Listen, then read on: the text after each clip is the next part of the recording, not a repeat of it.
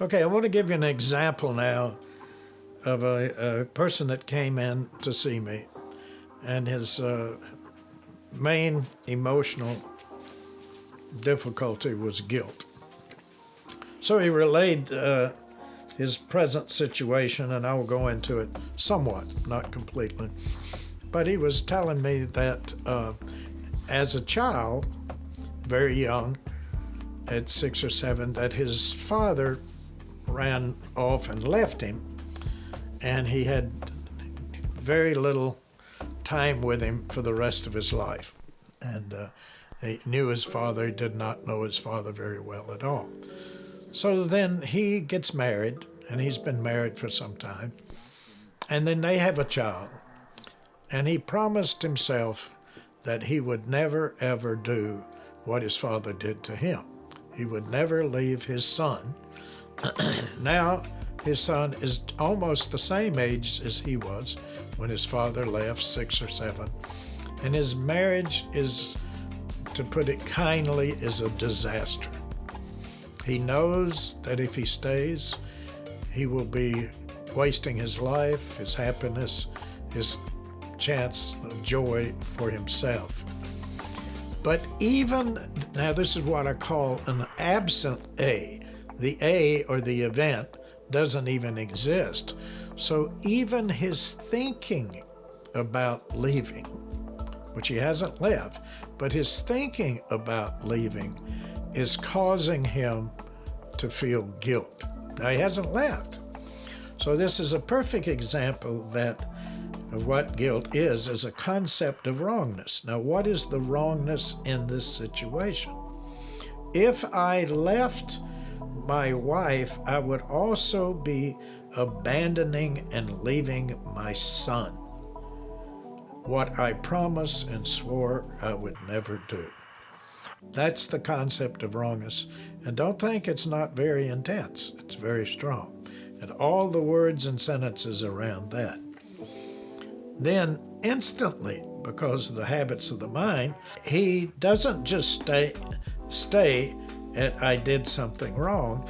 He immediately, as we all do in guilt, he connects it to his self-worth and value. If I did this wrong thing, ergo, I would be worthless and a bad person. So the hypothesis of guilt is always the same, is wrongness and no goodness. I'm wrong and I'm worth less or worthless as a person, and so on. So we've worked a lot on both of those issues because they're both hypotheses that you make up in your head. And then we work on, would it be wrong because, literally your relationship has been over now for some 2 years, but you've stayed out of torturing yourself with guilt and the bad feeling. So would it truly be wrong for you to leave and see your son as much as you can, half the time, 50%, most courts? So would it be wrong if you left the relationship? Right? Now, it would be hard to prove that. But even if you could prove that, let's say you could prove it 100% that it would be wrong, that you don't have a right for the rest of your life to be happy and to be content, that you would be wrong. Well, then how does that say anything about your self-worth as a human being? How does that make you, your essence, your worth, your value?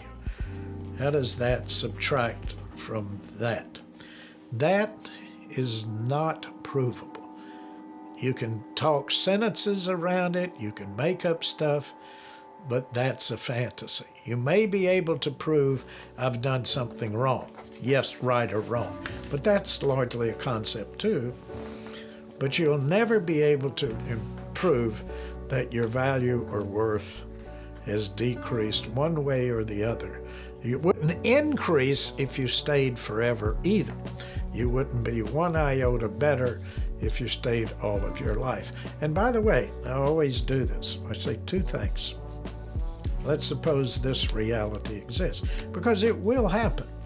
I said, because your son will know, essentially, because of your unhappiness, that you stayed just for him. Would he thank you for that? Later, would he say, dear Dad, I am so glad you sacrificed yourself, fell on the sword just for me? No, it never happens. He would say, what's wrong? Why didn't you leave? Why didn't you get out? That's always what happens. And then I ask a second question. Would you have wanted your parents to stay together even though they're miserable just for you? And the answer is no, they never say yes. So the reason for staying is crazy in the first place, much less rating yourself, which is never proven.